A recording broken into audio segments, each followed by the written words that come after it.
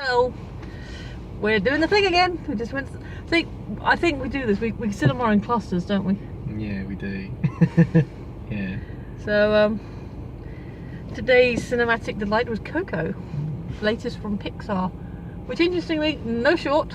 No, there was no short. But I think that's because when it was originally broadcast stateside, it was shown with Olaf's Christmas Adventure, and then apparently it wasn't anymore because people didn't seem to like it, or it was like a full. We're not talking a 5 to 10 minute short. It was like a full half-an-hour thing. Well, yeah, that's a bit much. So I don't know if it's a reflection on the quality of the program or just because it was length, but they didn't have an alternative to show, so we didn't get a short. So no short to talk about. Nice little crowd. It's the afternoon here, so 4:30 screening on a Tuesday. Kids that are getting out, the older kids that are getting out of school would probably be going to a later screening. You know, they'll probably be going home having their dinner and then. So a couple of little kids that were adorable, but otherwise it was quite quiet. Yeah, it wasn't sort of heaving. It was only a smallish screen as well. So what do we think? Very sweet. It was very cute. I will say, Very. and whilst we're still in the non-spoilery thing, and I will try not to spoil either movie, this is not Book of the Dead. Book of Life. Book of Life. No. See, it's not Book of Dead either. Not all that. No. It is not Book of Life.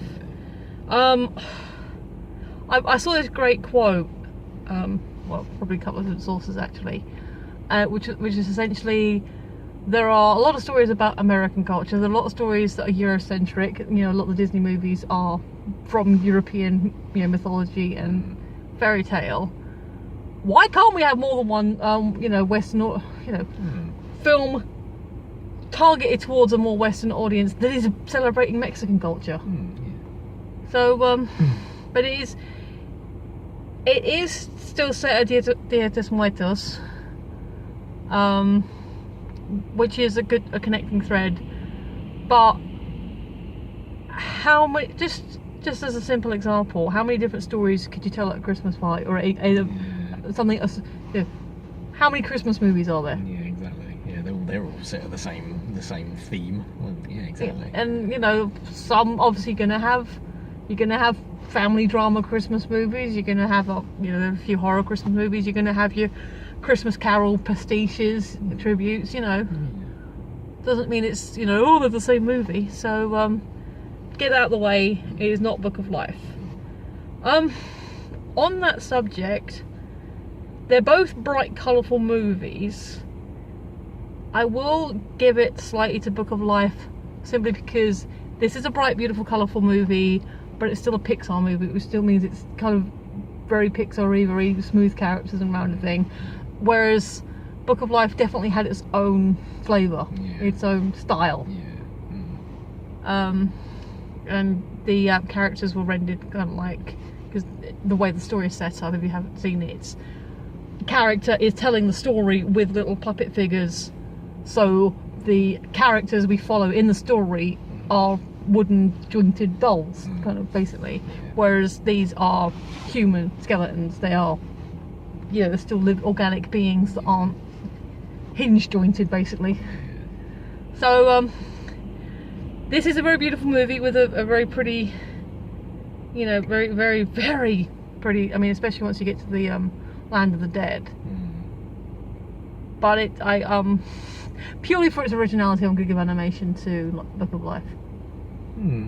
Yeah, I think because it's Pixar, so of course it's going to be beautiful. But yeah, going into Book of Life, it was a little bit more sort of going into the unknown, wasn't it? Yeah, I think I'd have to agree with you on that one. But that's not to say this is a bad movie, because this is a wonderful film. Yeah. This is a really wonderful, pretty, cute family. I cried. There were tears. Not mind admitting to it. It's a Pixar film. You're gonna have some tears. This one, reckon he didn't need a tissue. I thought, that was nice, but I didn't quite well up. But I was close, of course, because it's a Pixar film. Rainbow Monkey had your tissue. Would you rather be judged by a rainbow monkey hat or ugly baby? No contest. Well, okay. So, I mean, we were talking about in I don't think comparative to Greatest Showman, this is as emotional journey necessarily. It wasn't a film. It was an emotional journey. It was a story. I think, like I said before, Greatest Showman was emotion on screen. This was story with emotion. And that's, I'm not ragging on Greatest Showman. I still love that film, but it was quite flimsy plot, if we're being honest. But I will still watch the hell out of it again. Oh God, yeah. Any non-spoilery thoughts? I mean, obviously recommend it. No, just it was very pretty. Yeah, the plot was very good. It did followed quite nicely. And yeah, just Pixar really. They bought it. They owned it. So just to clarify, without being too spoilery, what you could probably get from the trailers: Book of Life, love triangle, Coco, family. Yeah, pretty much. Yeah, it was a family film centered on family. Family journeys. Yeah, definitely. So definitely recommend Coco, and if you haven't seen it, definitely recommend Book of Life. Yeah. I still recommend Greatest Showman. Definitely. But anyway, that's that review. Go watch that review, and we'll talk about that a lot more after this review. Yeah, watch this review, then go watch a Greatest Showman review. Unfortunately, there isn't a Book of Life review because that was before we started doing this. But yeah, I mean, outside of recommending it and liking it, there's nothing really non-spoilery to. No. Well acted. Oh, actually, I will say this. What I pointed out, what I sort of said, when I was watching the credits. As I was reading the credits, like the cast list, I didn't recognise any of the names. So I'm assuming they were all, because a lot of times when you have a Hispanic cast, it's like Cheech Marin's usually in there somewhere, and I didn't even notice his name. So presumably it wasn't all. I don't know if they're like amateur, maybe the kid, but. They were all names I didn't recognise, who I'm assuming are established Hispanic voice actors, and everyone was very good. It was really, across the board, it was really great acting. Except, didn't catch the character name, but right at the end, John Ratzenberg is in this film. Oh really? Yeah, he's still the Pixar lucky mascot. Can we have the heating now a little bit? It's warmed up. Oh yeah. Thank you, darling. But yeah, so John Ratzenberg is in this film. I didn't catch what character it was. It might have been the customs, I don't know. But, yeah, he probably only had a small part, but yeah. But yeah, I'll have to search it up. I'm assuming they're an Hispanic cast, at least South American, maybe not necessarily Mexico, but from all over. Yeah. But yeah, but Ratzenberg was the only name I recognised, and fair play. It's cool. I mean, there are Hispanic, Puerto Rican, other people from the south of the border that have crossed over and have careers in America. The only one I can think of right now is Guillermo del Toro, but he's the actor. I mean, the other guy. I know who you mean, yeah. He was in Star Wars. Played DJ. Benicio del Toro. Benicio del Toro. Yeah. So there are people that have crossed over, but there is literally no one that I recognised. So good no big name stars, which is always cool. It's nice. That was nice. But aside from that, and giving it a big thumbs up, there's not much more I can say non-spoilery. I don't think so. No, it's a good story. It's interesting. It has good heart, lots of good morals, and I recommend seeing it. Ditto. Spoilers, because that's a thing. That's a thing. Know the thing. So you want to start? Yeah. So, Miguel. Oh mio. Oh, it's beautiful. Yeah. Beautiful. He loves music, doesn't he? And but his family don't like music. They don't want anything to do with music because his mother was walked out on many years ago. Can I just say the opening sequence was amazing. Yeah. No, so they got the like the banner, like paper cutouts that I'm assuming are normal decorations. Because that motif is on my piñata cake. Oh right. Yeah. So it's probably a common Mexican. But Miguel's given the opening narration exposition, and we are seeing it being told through these paper cutouts on the banners, and it's awesome. It's beautiful. Carol. Beautiful. So yeah, after the musician walks out on his, I think it's his grandmother, wasn't it? Great-great-grandmother. Great-great-grandmother. Imelda. Yeah, Imelda. You see her sort of banishing music forever and taking up shoemaking. Which is awesome, by the way. Yeah, it's a trade. Fair play. I mean, this woman... It's a skill. What we're talking, 3-4 generations back, so we're, 30s, 20s, earlier? Something like that, yeah. And this woman in Mexico who's just been abandoned by her husband... Finds a strength. Is taking on a skill. Yeah. I will admit I did turn around to him and say cobblers, but... Yes. I don't know if you got that, but yes.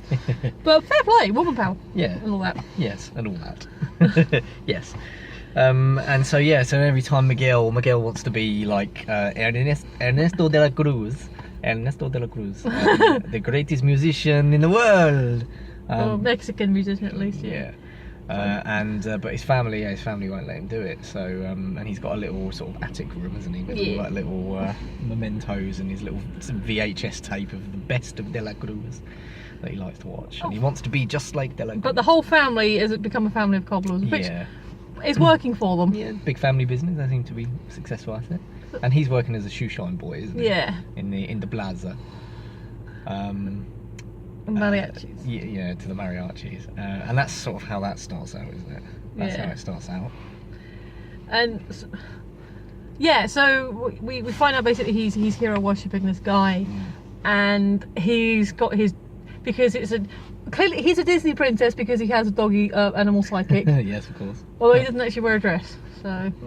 But and his dog sidekick Dante is hilarious. Yeah. Big lolloping tongue. Yeah, he's funny. And he gets an amazing moment towards it. We'll get to, but it is.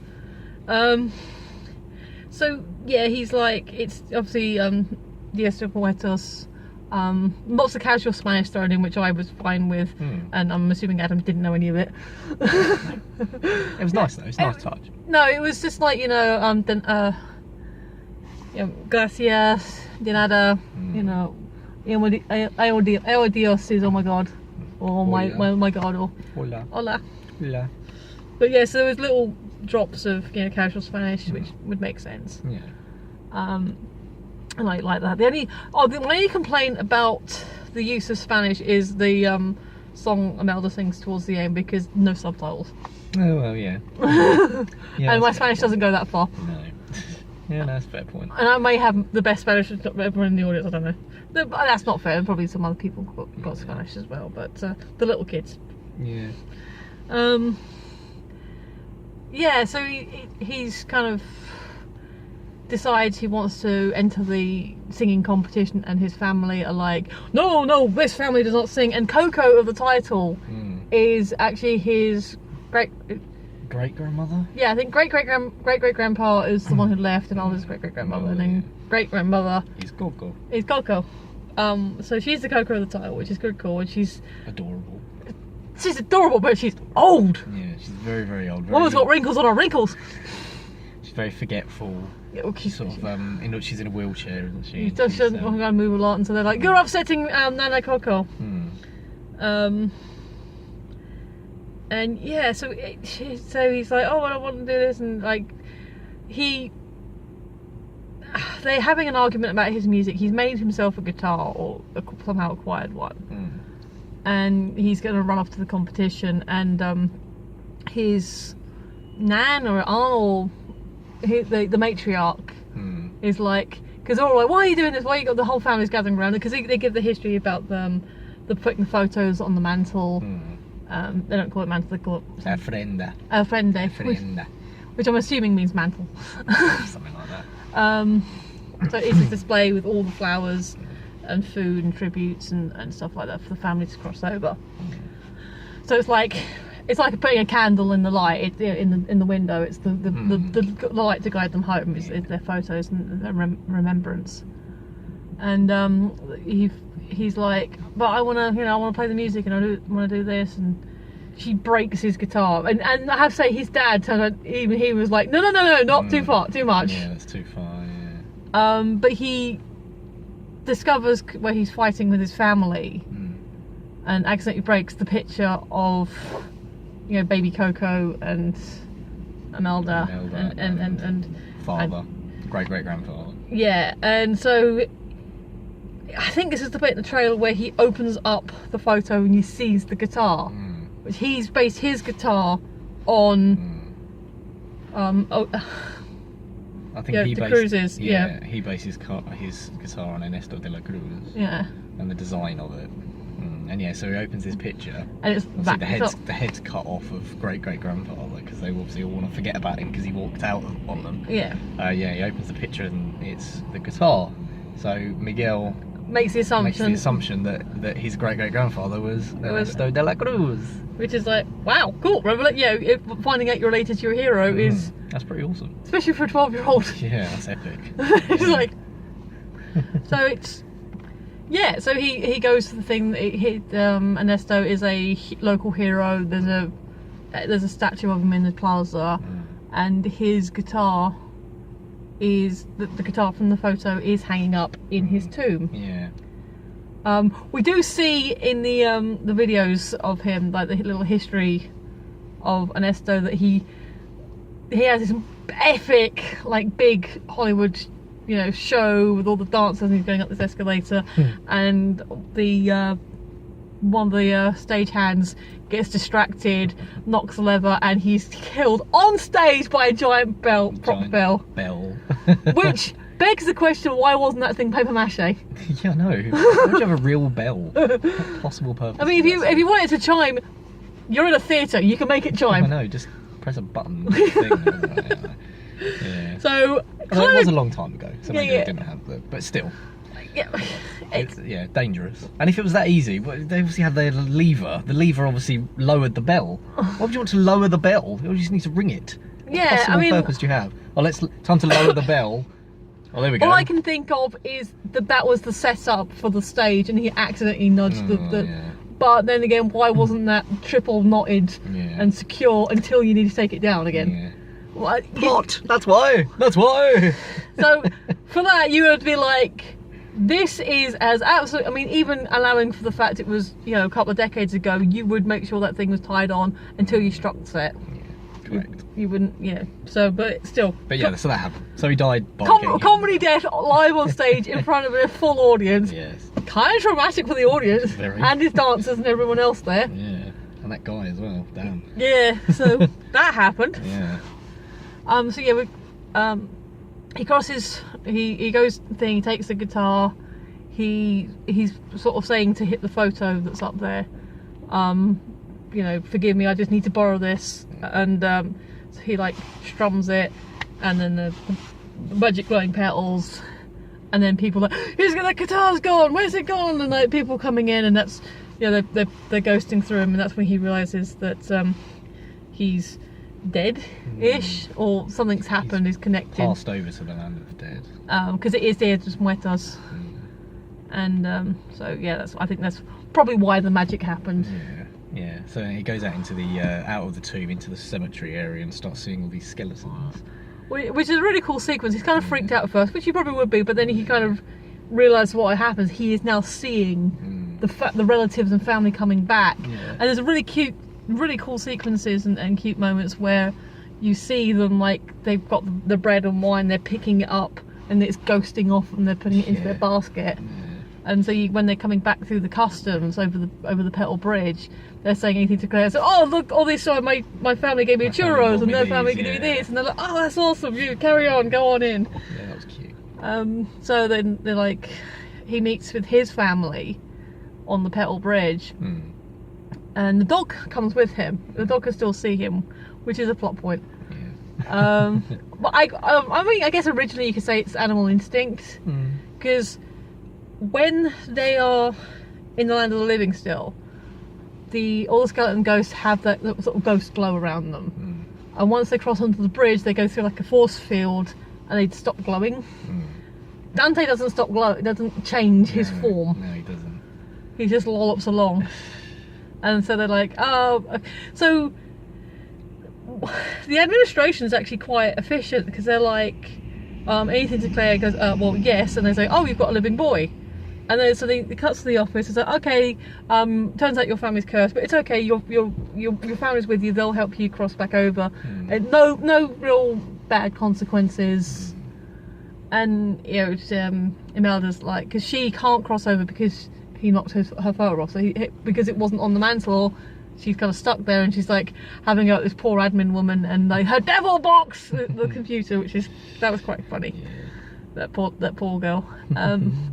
But yeah, Miguel's not in trouble. It's just like, okay, you shouldn't be here, but we've got procedure. We can help you cross back home. Yeah. So it's like, no biggie. That's not the conflict. Yeah. Meanwhile, in the background, because you see the departures people, and they have a sequence where people are like, they go through the scanner. It scans their skull, and it matches into their photos. Oh yes, your family you've got a photo out. Go enjoy your day. Love to the family and all this stuff. And then you meet Hector, who's kind of a down on his luck skeleton, trying to trick his way through the customs. Yeah, by being like, he pretends to be this like celebrity woman. Yeah, and it's like, and he's like, no, big X, off the stage. And he's like, oh, I need to go across and see. So he becomes a big player in the story. And I thought I was saying, you talk. Right. What was the next bit? So we're not going through the movie again because that always gets us in trouble.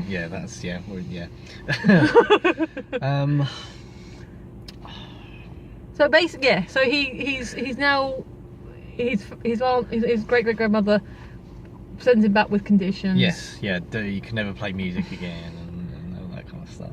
And like, so he goes back, and the second he picks up the guitar, he gets sent back. He gets sent back to the land of the dead. Yeah. And then runs away, and then bumps into Hector. So he bumps into Hector. It was a lot of fun. Actually, he's a rogue, but he's fun. Yeah. Hector.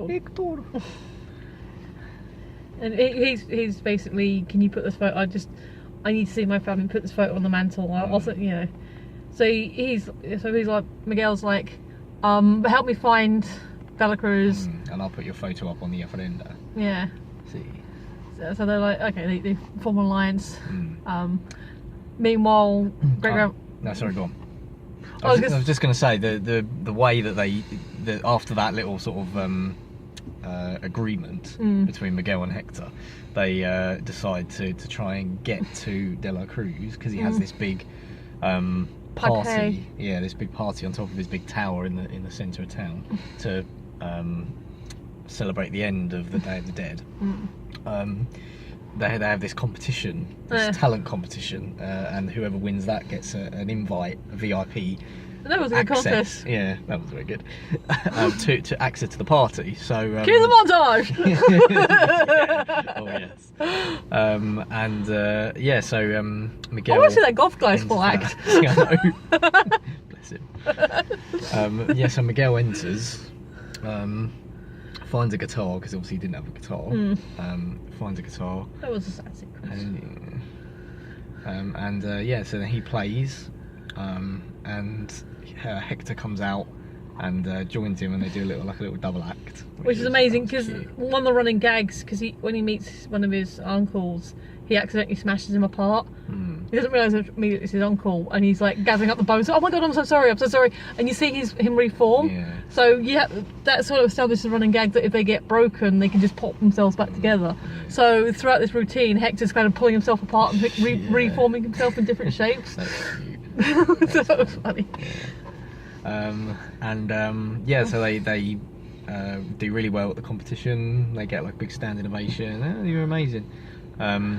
But they don't win. He doesn't win. Well, he probably would have won, but he ran off the stage before they could. Yeah, because his dead relatives, because he's run off, they're all looking for him. Which is fine. And again, everyone's being concerned. Like, have you seen this living? Because they've painted him up to have a skull and everything, so it made him look like a candy skull. Yeah. One thing we haven't touched on, there is a ticking clock, which is he has to be done by sunset, otherwise he's fading, but he's becoming a skeleton himself, and it's a really cool effect where you see like translucence of his body and and his arm, like he's revealed his arms coming through, and he lifts up his top and it's like nothing there, it's just you can see his spine. And that was a really cool effect. Yeah, that was cute. It sort of added an element of peril into it. So he put the clock on it. Yeah. But also I can't remember the name of the creatures, but they've got this spirit animal, which are the big neon. I want to say it begins with T, and the Super Carlin Brothers did a video on it. Sorry, 25 minutes. Make a mental note of where so I don't have to scan through for the iCards. 25 minutes. Yeah. So Super Carlin Brothers did a great video on where these neon creatures come from, which we linked, and so that was good. So you've got this huge cat winged thing that's following them, and multicoloured thing. Beautiful. Yeah, very unbelievably good. So that's her spirit animal, isn't it? Yeah. And so this is tracking. So yeah, basically they're like, have you seen this living boy? He's our family when you get him sent home. So the lady, the hostess, MC, she's like, have you seen this boy? And again, it's all, there's no antagonism there. They just want to make sure he gets home safe. Exactly. Which is very cool. I like that. And then Hector realises who Miguel is, because Miguel said to Hector that De La Cruz was his only family. Which is why he was so keen to find him. He said, I need a musician! Yeah. But then he realises that actually no, he's not his only family, because you've got these other family looking for you. So it's kind of like the third act breakup. I think it's more into the late second act. So he kind of runs off and Dante follows him. And Miguel then tries to sort of hitchhike a ride up to the De La Cruz's tower for the party. Yeah. In the winners. Cute scene with the what do you call it? The Mexican wrestlers, the luchador. Oh yeah. Where the security guy is like, it's you, I'm your hugest, biggest fan. Would you mind? He pulls out a camera. Would you mind? So he takes off his skull. The luchador holds it whilst he takes the picture. And so, he screws his head back. Oh, thank you. Yeah. Off you go. Enjoy the party. Yeah, that was cute. That was a nice touch. So he hooks up with the big purple dressed mariachi band that did end up winning the competition. Yeah, so to be fair, they were good. Yeah, they were good. And they go through, obviously they show their ticket. Oh, you're the competition winners, come on through, well done, thank you so much. And then they're on like the tram thing going up. And Miguel's, you see Miguel talking to them before, like, hey kid, you were good, and hey band, you were good, musician to musician, do me a favour. So like, they sneak him into the party, which is quite cool. In a tuba. Tuba. Because I thought he was just in the crowd, but no, it turns out he's in the tuba. That was a good visual gag. Yeah, that's funny. And then Miguel was in the party, really, and it was beautiful. It's bright and shiny. It's like a big pool and big skull Guitar shapes. Guitar shape with the skull motif in it. And as he's sort of walking through the party, he sees Ernesto De La Cruz in the background. I would say, just as kind of a thing, originally I was thinking Ernesto is kind of set up as an Elvis type, because he's got the music and he's got the movies. But not Elvis. No. Officially not. No. For so many reasons. And then because obviously it's quite busy and he's shouting out to De La Cruz and he can't hear him, obviously. Miguel goes up to one of the the top of the staircase, and starts singing, playing his guitar, and walking down the staircase and singing in Spanish as well, which is a nice touch. Yeah. And then he gets the attention of De La Cruz. And the entire party, and the entire party, where he falls into the pool. De La Cruz, seeing that, whips off his hat. Oh no! I'm going to save this child! Sort of very heroic. And then dives into the pool and collects Miguel out of the pool. And obviously, because he's got all wet, all the makeup was rotten. It's like, it's you, the living one, the one everyone's talking about. Yeah. And he goes, I'm your great great grandson. And he's like, oh my god, I have a great great grandson. Everybody. It's kind of like that running gag in Hishi when Darth Vader finds out that Luke and Leia are his kids. He's like, I have children, I have twins. Everybody, they've got twins. Look, my children.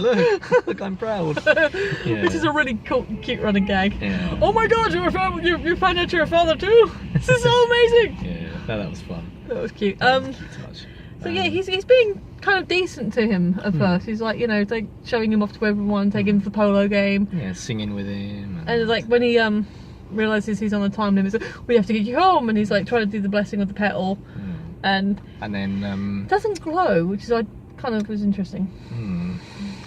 And then obviously when he's about to hand over the petal, or when they're talking with the petal, Hector, dressed as the lady who turns out is famous because the security guard recognised her. Did well. He appears in the background of this big empty room where it's just Miguel and Ernesto, and sort of confronts. Because he did establish before that he's not the greatest musician ever. He's like, you know, we used to be partners, and you know things happen. And we established earlier on when Miguel goes to his rehearsal room that he died of food poisoning. Yeah. You know, and he kind of the band that's playing with them sort of mock him for it. But so this is where we get into the really, really spoiler part. Yeah. Ernesto's not Elvis, because Elvis was a decent person. He was. Yeah, I'm pretty sure Elvis didn't poison his songwriter. I'm pretty sure he didn't. And then take credit for all his songs and carry on being really famous and everything. I don't think that happened. So plot twist, Hector's the great-great-grandfather. Yes, Hector's the great-great-grandfather of It's his Miguel. picture that was ripped with his guitar. And so the word De La Cruz, De La Cruz poisoned within a little shot glass because Hector was threatening to walk out and he was ready to walk, saying, "Oh, I don't want all this. This is not my dream. This is your dream." And I need to go home. I want to be with my family. You know. And he knows that he has this book of all of his lyrics and all of the songs that he's written in his suitcase. So he says, "Oh, okay, my friend. I'll move heaven and earth," which is a clue from one of the movies. Yeah. And he said, "Before you go, a toast to our friendship or success or whatever." Obviously he's poisoned him in this drink because as he was walking into the station, he basically collapses and dies in the street. Yeah, and you see De La Cruz going into Hector's suitcase and opening up his lyric book. Yeah, and the Remember Me, the main song from the thing, was not which written. made him famous. It was written for his daughter Coco. Yeah, which he used to sing to his daughter Coco when she was a little girl. Yes. So so then he kind of becomes you get this chasing. So his family catches up with him. Hector and Imelda have this reunion, and she's like, "You get away from him!" And he's like, "No." He's like, "I've been helping you." And so Miguel tries to explain it. Earlier on, we actually hear Imelda singing a little, and she's very, very good. Yeah, she's very good. And she explains, "Oh, we used to love singing together." And he's trying to say, "No, he was trying to come home to you, but Ernesto killed him. He poisoned him." And you go, "What?" So they break into the show. They sneak in because they've made friends with the dancer. They sneak in dressed as as dance people who say, So you get this amazing chase fight sequence where the twins pull one of their arms off and then start fighting, and the other guy just headbutts him, and the short uncle guy slides underneath. It's funny. It is fun. Yeah, and eventually then all the family. Sorry, yeah. All the family. I was going to say they sort of they hijack the show, and Imelda, she gets onto the stage by accident because she ends up on the lift. Yeah. And they said, "Everyone, welcome Ernesto de la Cruz," and obviously it's Imelda. And this is where we have the song in Spanish, which is the thing. But prior to that, we're saying about Dante, when the big creature, this big spirit animal, finds, because earlier on the dance coordinator says, because she gets Miguel's opinions on her routine, and so she kind of establishes a friendship with him, and her spirit animal is a little monkey, and she says, "Oh, they could be strange but powerful," and the monkey does this, so changes colour and goes lights fire, and it's really cute. And she goes, "Oh, that's your amazing spirit animal," and he's like, he's chewing his own leg off. "Oh, it's just a dog." And he says to her afterwards, when they've been rescued from the hole that Ernesto threw them in, I said, "Oh my God, you knew that Hector was my my puppy all along. You really are a spirit animal." And he kind of goes, "Huh?" And he changes and he becomes a bright, colourful, with wings. And it's so cute. It's like his nose is the last thing to pop, and it's adorable. Little green nose. And that kind of choked me a little bit. We got his moment. He upgraded, and it's like, oh, and he has wings that sprout out, and he like flies off, and it's like, oh, because he's not very good at flying. Yeah, Dante was cute. So we like Dante. Yeah. So at the top of the tower. Oh yeah. So yeah, they hijack the show. Imelda starts singing, and they need to try and get the photo of Hector out of De La Cruz's pocket that he took when they had their confrontation. So Miguel can take it back with him. Yeah, and so that Coco can remember Hector before he properly dies. Because that was established once the last person that remembered you gone, because the person they got the guitar from, which was, again, that was a really moving sequence. He kind of poofs. It's very beautiful the way they kind of, they call the final death. But dang. Yeah, very moving. Very moving, very sweet. So and that was a good gag as well when he changed the lyrics to children. Children prison. And then De La Cruz sort of intercepts them on the stage, and so they do the gag because it's such a huge arena. I don't know if it's been broadcast, but because it's such a huge arena, there are cameras set up, so the screens at the back. So they do the gag where they turn the camera and then the next person turns it on. So now everything that's happening at the top of the tower, like backstage, is being broadcast to the audience. And then I assume to people at home and stuff as well. So everyone is seeing this, probably millions of people. And that's when at home in the land of the dead. I don't think the land of the living is seeing it. No. And then that's when De La Cruz pretty much admits to having poisoned and killed Hector so that he could carry on and become successful and using steal his songs. music and everything. And everyone obviously in the audience goes, what? Murders? No. And then the guy with the 2 corn dogs or whatever it was comes I think they were literally corn on the cob. comes back and goes, did I miss anything? The audience turned fast. Yeah, they did, yeah. But yeah, and then De La Cruz goes out and, oh, everybody, it's me. And they're throwing tomatoes. But this is well, to be fair, he did throw Miguel off the stage. Yeah, he did throw him off the stage. This is what I'm saying, it's top of the tower. It's like, it's very, very high up. I don't know if it's necessarily a tower or it's just because it's a high stadium, but either way. And Dante flies down and tries to rescue him, which is adorable, but obviously he's not used to flying yet. He is still only a dog, and he ends up ripping and the photo gets dropped and he's like, oh no. And so it's like, so the big cat swoops and flies him up. Miguel, and then he basically kicks an S. He flies him up in the audience like, my friends, boo, familia, and it sort of flings him, doesn't it? Whack with a tail to the out of the stadium to this, whatever this was, giant structure with a big bell in the middle of it. and he crashes into the bell, falls down, and then the bell falls on top of him and I assume kills him for the second time in the same manner. Keeps him thing. So So then it was like, yay! we get the sad moment where because Coco, she hasn't passed yet, but she is, because her memory. She's slowly forgetting. She's almost forgotten Hector. So he's deteriorating and like going all glowy, and so they're like having the moment because like Imelda's still like. Earlier on, Imelda was like annoyed with him, but she's like confronting Anestus. Is like, you killed the love of my life. Love of my life. I'm still angry. I don't know. I don't know yet. Slapping with a shoe. But she's cool. Yeah, she's good. So you can see how she survives on her own. Yeah, oh god, yeah. Raising a daughter. And then. So they're like, we give you blessing, no conditions, just go home, you know. And he's like, I don't want to go yet, I haven't got the phone. Like, and they basically touch the petal. They give him a blessing and touch the petal. So he because at this point he's like skull's starting to show. So he's almost gone as well. Because sunrise is coming, so he's like, they have to. So and then Miguel gets zapped back to the land of the living in the Ernesto's tomb, where obviously he first went off. Yeah. With the guitar still laying next to him. Yeah. And he picks up the guitar and rushes to go and see Mama Coco.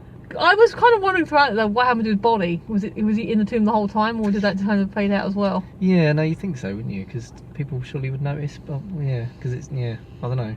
I would notice if there's sort of laying there. No one really thought do something. Well, there's a line sort of to completely go a different direction in Cracker, where there's a boy injured in that, and Chris Eccleston's character's like, you hear a child crying, you don't run away from it, you run towards it. So if a boy was lying in a tomb, someone would have picked him up. You think so, yeah. Well, hey, where's Miguel gone? so perhaps his body kind of dissipated when he was when he crossed over.